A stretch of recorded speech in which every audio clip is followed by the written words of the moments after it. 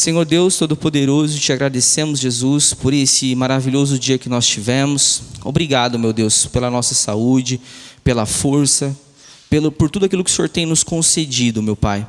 Muito obrigado, Senhor, pelo privilégio de estarmos aqui nesta noite, assentados ao redor da sua palavra, Senhor, para aprender mais a respeito das suas verdades, da sua vontade, daquilo que o Senhor tem para as nossas vidas. Espírito Santo, te pedimos para que o Senhor venha sobre os nossos corações, tirando, Senhor, toda a dureza, tirando todas as escamas dos nossos olhos, toda a surdez, meu Pai, espiritual dos nossos ouvidos, para que possamos te ouvir, para que possamos te ver, para que possamos sentir e ter as suas palavras guardadas em nosso coração, para que possamos nos tornar cada vez mais parecidos contigo, Jesus. Revela a tua verdade no texto que iremos ler, Senhor. Nós entregamos tudo a ti, em nome de Jesus.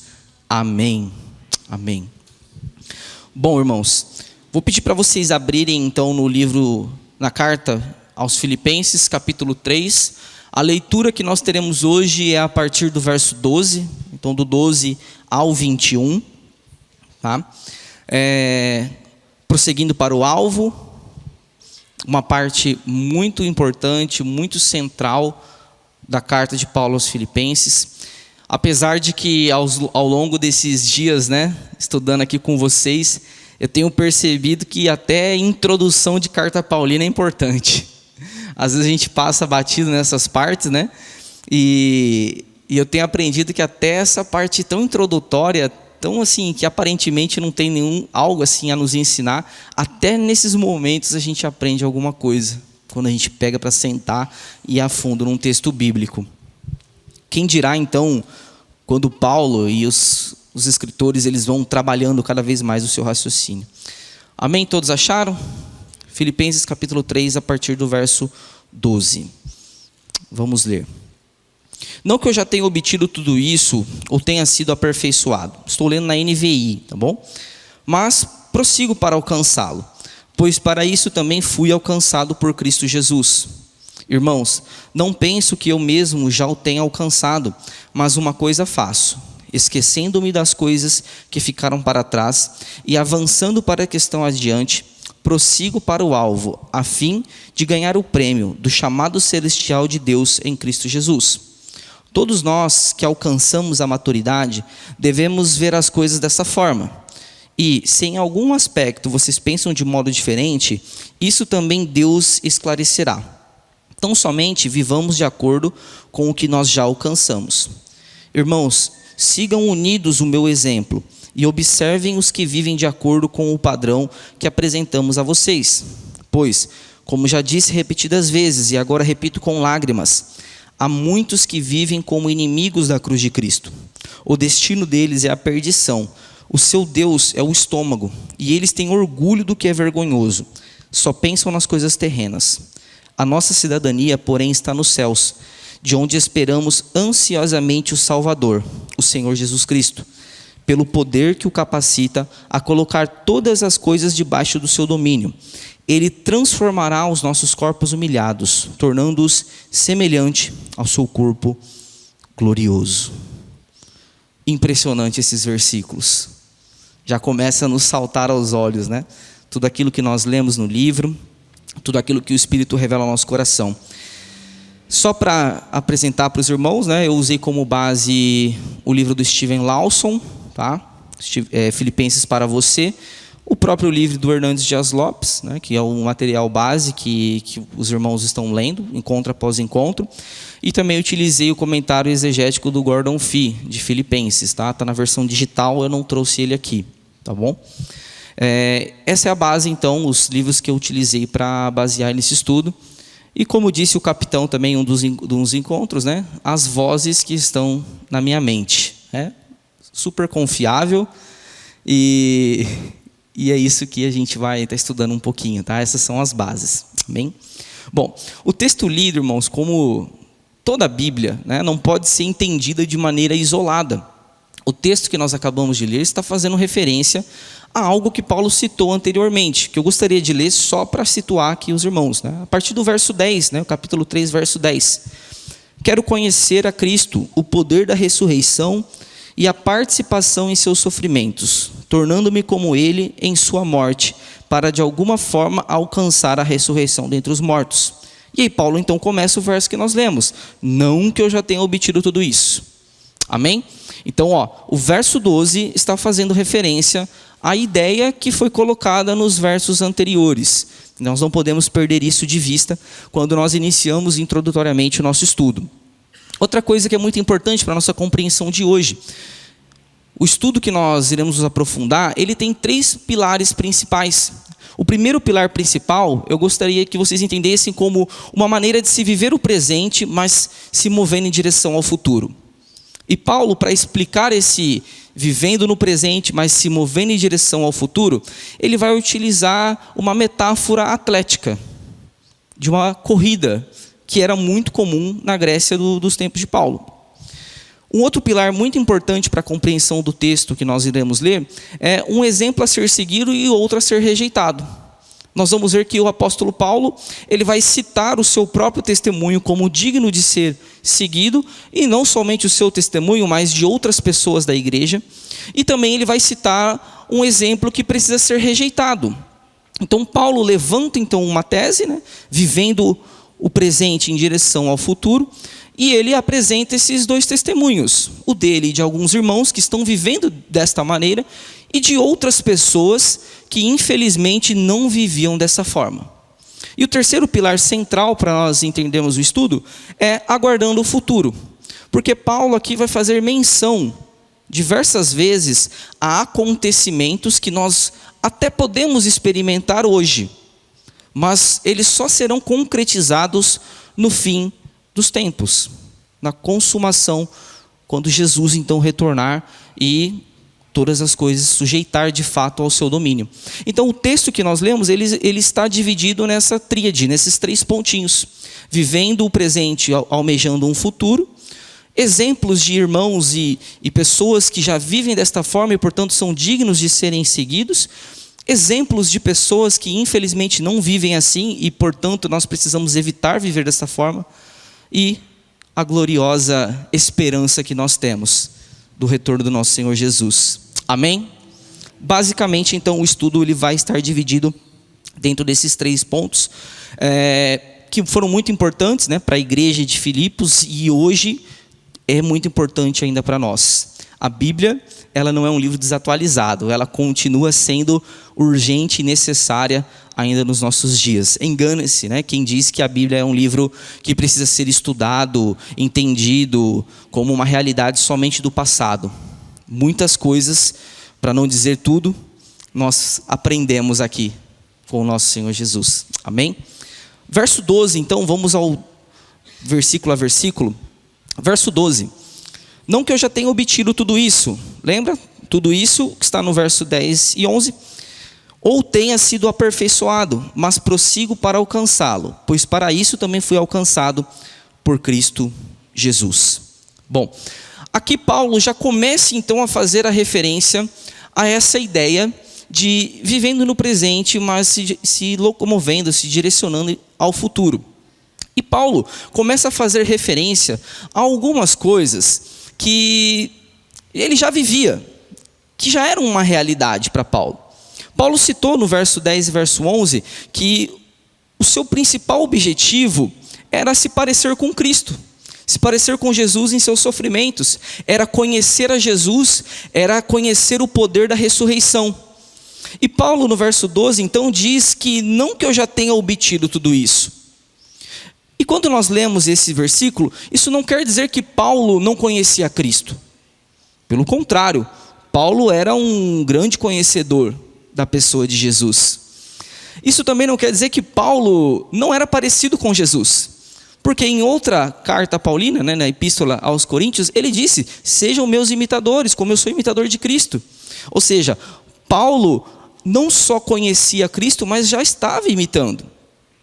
E também não quer dizer que Paulo não conhecia o poder da ressurreição, porque se eu não me engano em Tessalonicenses, ele dá uma explicação sobre isso. Olha, os mortos ressuscitarão primeiro e depois nós teremos nossos corpos transformados em glória. Então Paulo, quando ele diz, olha, não que eu tenha obtido tudo isso, não quer dizer que Paulo tenha ignorância a respeito desses assuntos. O que Paulo está dizendo é que ele não tem a revelação plena desses assuntos, porque isso só acontecerá na volta de Jesus. E aqui então nós temos essa primeira referência de alguém que está vivendo o presente, mas que não está olhando somente para aqui agora, mas que está direcionando seus olhos para um futuro. Nós conhecemos a Cristo, amém? Nós conhecemos isso ao longo dessa vida. O Espírito Santo tem nos revelado cada vez mais a figura do Filho e testifica aos nossos corações. Nós estamos nos parecendo cada vez mais com Cristo, amém? Nós não estamos? Cada vez mais parecidos com Cristo, através dele, ou pelo menos deveríamos, né? É o que a gente vai falar aqui daqui a pouquinho. Mas as pessoas, ao olharem para nós, elas precisam ver traços do nosso Senhor, embora não sejam traços completos.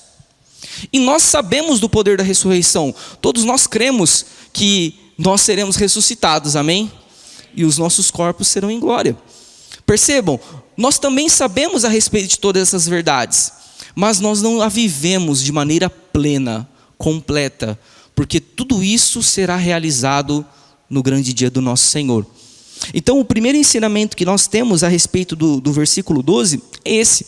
Paulo não é uma pessoa ignorante a respeito desses temas, mas ele reconhece que existe muito mais, e que ele sabe que tem mais, e ele vai atrás disso.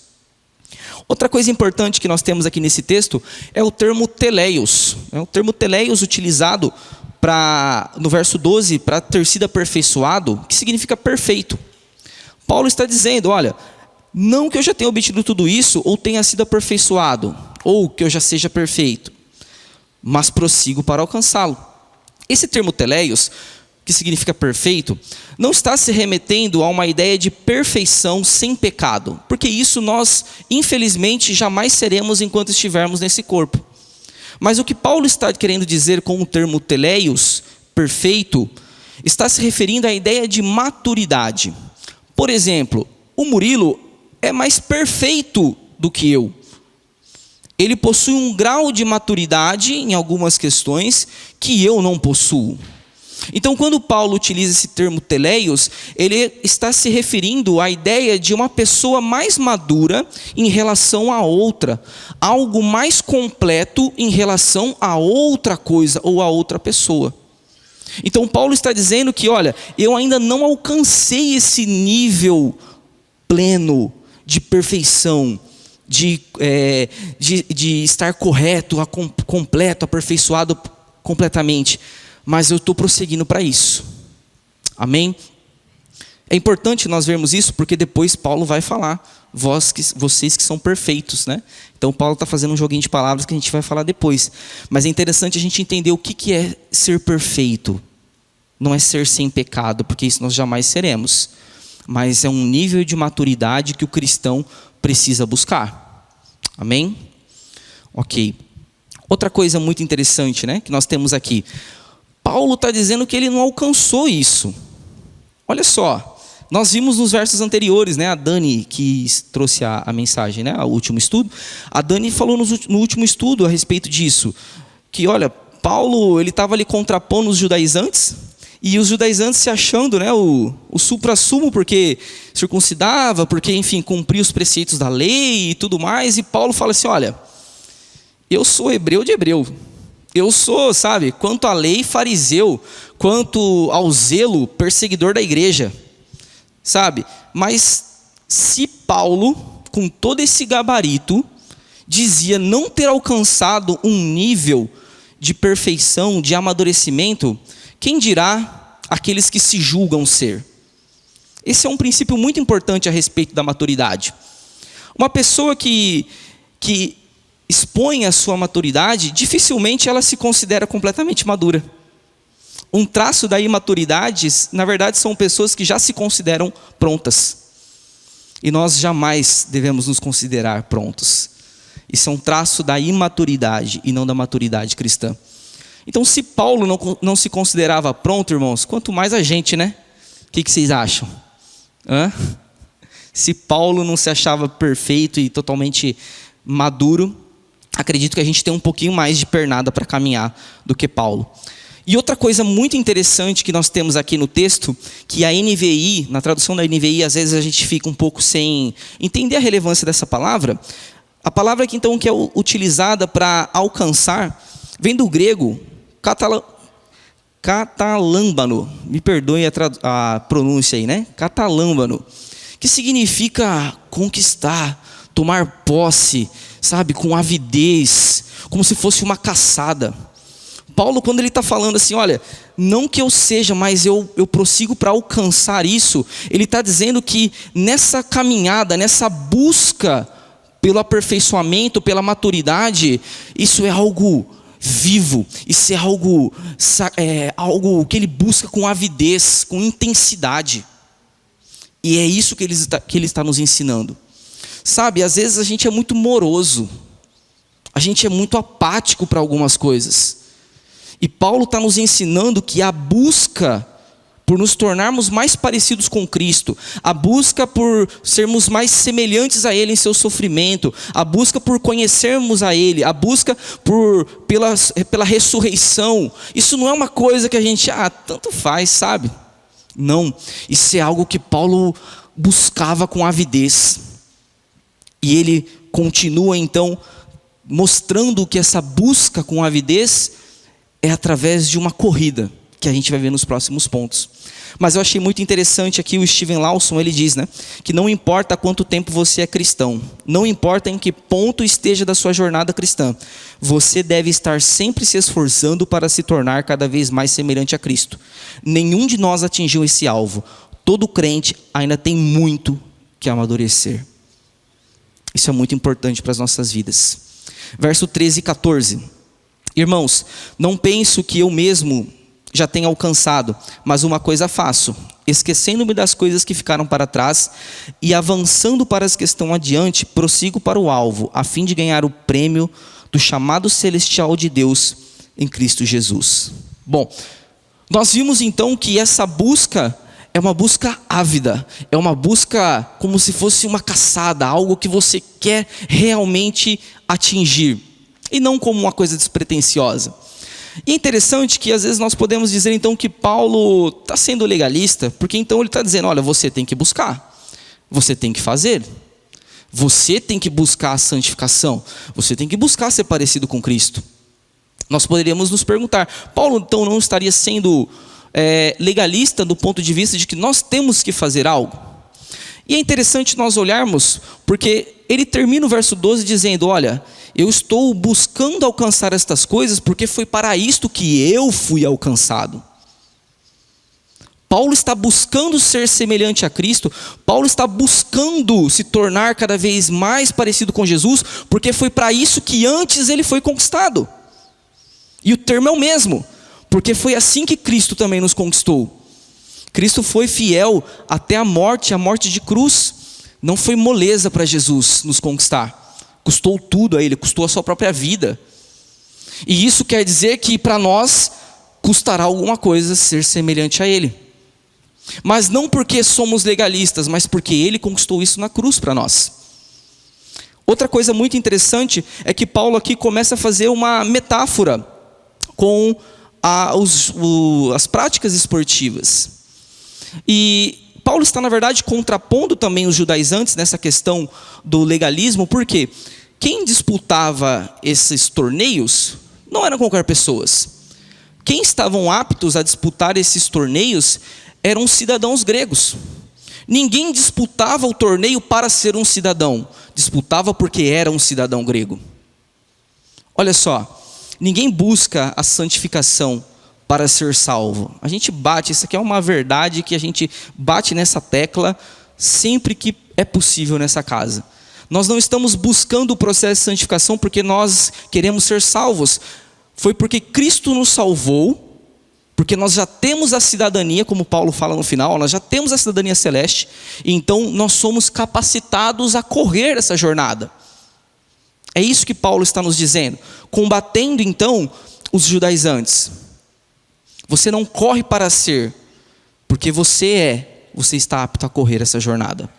Amém?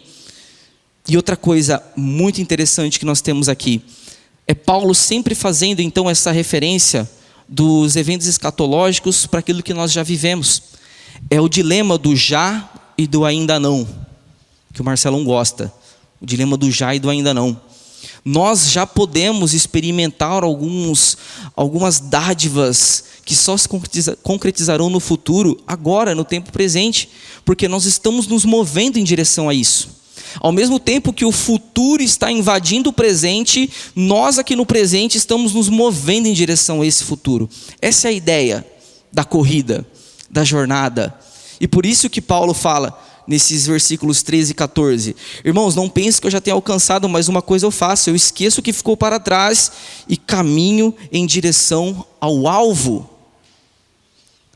Porque não tem nada mais importante. Nós vimos nos versos anteriores, no estudo anterior, que Paulo abriu mão de tudo aquilo. Olha, considero tudo isso como esterco, como refúgio, porque agora outra coisa atrai o meu olhar. Paulo está com seus olhos fixos nessa jornada. Além de ser uma busca ávida, é algo que ele não se distrai. É algo que ele busca incessantemente. O alvo, a linha de chegada.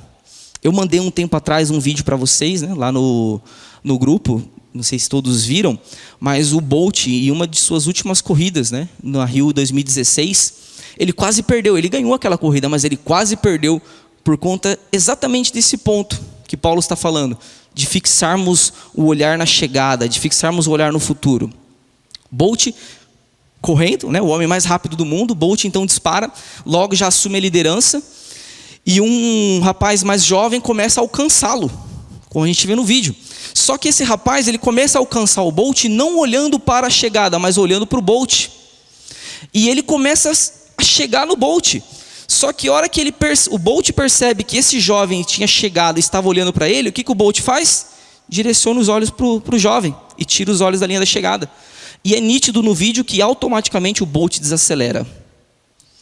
Ou seja, o Bolt quase perdeu essa corrida porque ele tirou os olhos da linha final.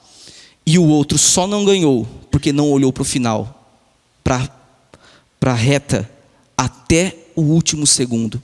Porque se vocês verem no vídeo, ele também desacelera quando direciona o olhar para o Bolt. Percebam, irmãos, essa é a vida cristã. Nós estamos correndo em direção ao futuro e nós não podemos perder isso de vista.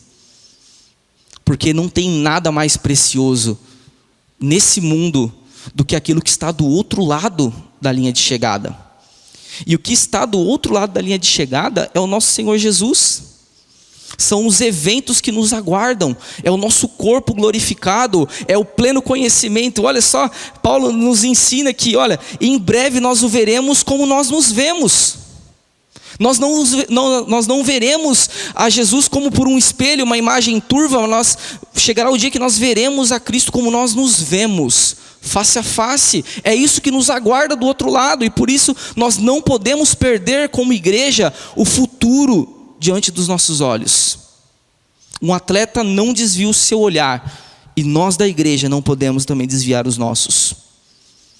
Nós não estamos somente cantando Maranata, ora vem Senhor Jesus, mas nós estamos nos direcionando ao seu encontro. Amém? A Bíblia é bem clara. E então ele se encontrará nas alturas. Olha só, nós nos encontraremos nas alturas. Ou seja, ele está vindo e a gente está correndo. A gente está indo na direção dele. E nada pode nos distrair. Gordon Fee fala em seu comentário: não há outro prêmio, de modo que nada mais tem valor, a não ser conhecer a Cristo agora, e com a esperança clara e certa quanto ao futuro. Essa é a nossa maior esperança. Podemos conhecer Cristo agora, e com a certeza de que nós o conheceremos ainda mais no futuro. Amém? Verso 15 e 16: todos nós que alcançamos a maturidade devemos ver as coisas desta forma. E se em algum aspecto vocês pensam de modo diferente, isso também Deus esclarecerá. Tão somente vivamos de acordo com o que nós já alcançamos. Bom, irmão, depois então de Paulo ter utilizado lá no verso 12, a palavra, olha, não que eu já tenha alcançado a perfeição, mas agora ele utiliza todos nós que somos perfeitos em algumas versões, ou todos nós que somos maduros. Não, mas espera aí, Paulo lá no início disse que não era, e agora Paulo diz que é. E aí, nós somos ou nós não somos? O que Paulo está querendo dizer aqui? Mais uma vez, Paulo, um homem com seus olhos voltados para o futuro, está nos trazendo essa ideia de que em alguns aspectos nós não somos completamente conhecedores de Cristo, mas em outros aspectos nós já podemos conhecer. A Bíblia diz que tudo que está revelado na lei é para o homem. O que está oculto pertence a Deus. Mas tudo que nós precisamos a respeito da salvação, para que o homem seja salvo, está declarado no livro. Mas não quer dizer que a Bíblia contenha toda a revelação plena, porque isso nós teremos no céu. Mas nós já podemos conhecer algo. Percebam? Então Paulo está fazendo esse jogo de palavras. Olha, quanto aos eventos escatológicos, ainda não. Mas quanto ao conhecer Cristo e alguns dos seus aspectos nesta vida, já. É isso que Paulo está dizendo. Quando ele diz, ó, todos nós que somos maduros, ou todos nós que somos perfeitos. E é interessante que Paulo então também usa um termo, tão somente vivamos de acordo com aquilo que nós já alcançamos. Esse termo alcançamos vem de uma palavra grega que significa alinhado, utilizado para eventos militares. Não sei se todos vocês já viram aqueles exercícios militares da China ou da Coreia, quando eles querem expor todo o seu poderio militar, colocam os soldados todos em fileiras. Vocês já viram isso? Os soldados enfileirados, e eles marcham todos juntos, alinhadinho, cada passo, e fica uma coisa bonita de se ver do alto. É isso que Paulo está dizendo. Olha, de acordo com a revelação que nós recebemos, nós precisamos andar alinhado com isso. Isso faz parte da maturidade. Hoje, a cada quinta-feira que nós viemos para essa casa, nós recebemos, ou cada vez que nós lemos a Bíblia em nossos lares, cada vez que nós nos ajoelhamos em nossas casas, cada vez que nós temos contato com a Santa Palavra, nós estamos recebendo uma dose da revelação de Deus para as nossas vidas. E Paulo está dizendo, olha, ser maduro é viver olhando para o futuro, mas também viver de acordo com a revelação que vocês já receberam. Quantas coisas nós temos aprendido aqui? Nós precisamos viver de uma maneira digna daquilo que nós já recebemos. Isso é ser maduro. Porque imaginem vocês ir num supermercado e ver um homem barbado de 30 anos chorando, esperneando, se jogando no chão porque não pode comprar um Danoninho. Automaticamente nós olhamos para essa figura e falamos, não, esse homem não está expressando o nível intelectual e de conhecimento que deveria ter para um homem dessa idade. E assim somos nós, quando nós temos acesso à revelação da palavra e nós não nos comportamos de acordo com aquilo que nós recebemos. A gente recebe e se comporta como criança diante daquilo que nós recebemos. Paulo está dizendo que o cristão verdadeiro não vive assim. O cristão verdadeiro, ele olha para o futuro e ele vive de maneira de acordo com aquilo que ele tem recebido de Deus. Amém? A palavra de Deus é imutável. Ela é o prumo inabalável, eternamente igual. A escritura nunca fica desatualizada e nunca expira. Quando instruídos corretamente na fé, os cristãos devem continuar vivendo no mesmo padrão. Steven Lawson disse essas palavras em seu livro, em seu comentário. Seguindo para o fim, verso 17 a 19. Irmãos, sigam unidos o meu exemplo e observem os que vivem de acordo com o padrão que apresento a vocês. Pois, como já disse repetidas vezes e agora repito com lágrimas, há muitos que vivem como inimigos da cruz de Cristo. O destino deles é a perdição, o seu Deus é o estômago. Eles têm orgulho do que é vergonhoso e pensam somente nas coisas terrenas. O apóstolo Paulo então mostra no seu discurso o seu próprio exemplo, e não só o seu exemplo, mas o exemplo de outros cristãos, da igreja, que poderiam ser referências para aqueles que estavam lendo a carta. Porque um traço da vida cristã, irmãos, é que ela não é vivida de maneira isolada. A vida cristã não é vivida de maneira... nós não vivemos sozinhos. Mas ela pode ser uma vida e deve ser uma vida repleta de pessoas com quem nós nos relacionamos e que podem ser bons exemplos para nós. É como se fosse uma corrida de bastão, de revezamento, onde atualmente nós estamos aqui correndo e nós estamos, em nome de Jesus, correndo para a direção certa, amém?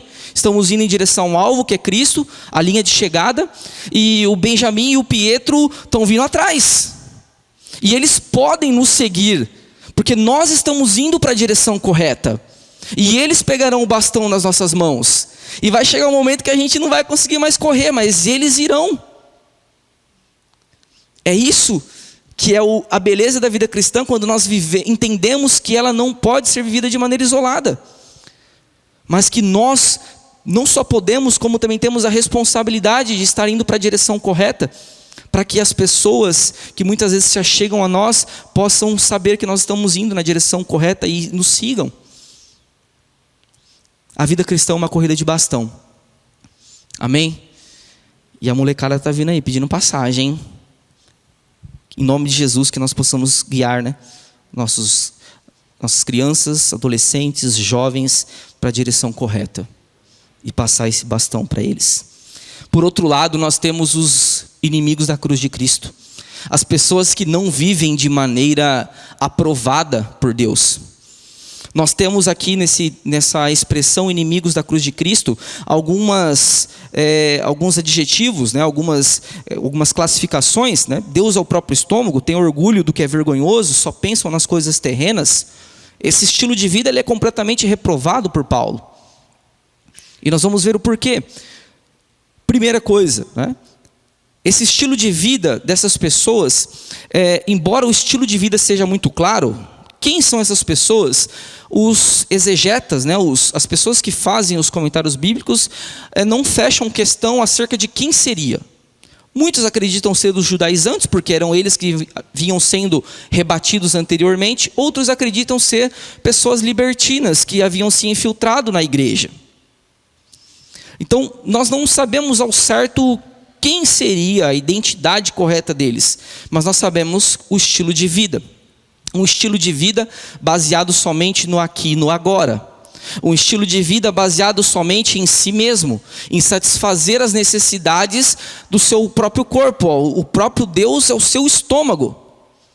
São pessoas que vivem para si mesmo, pessoas que vivem para satisfazer os seus anseios, seus desejos carnais. São pessoas que, como nós vimos aqui, elas só pensam nas coisas terrenas. Esses são os inimigos da cruz de Cristo.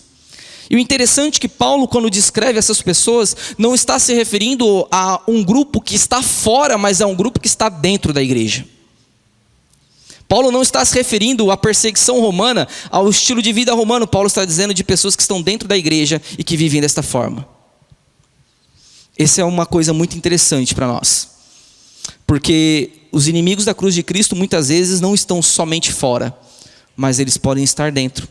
E embora, irmãos, essas pessoas estejam dentro da comunidade Amor e Graça, por exemplo, Paulo diz que essas pessoas não estão dentro da comunidade da fé cristã, porque o destino deles é a perdição.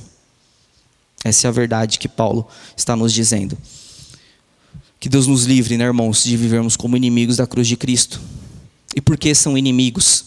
Porque esse estilo de vida é totalmente contrário ao que Cristo realizou nessa terra. Cristo não viveu só olhando aqui e agora. Cristo a todo momento se referia a eventos futuros, dizendo, olha, eu vou para o Pai.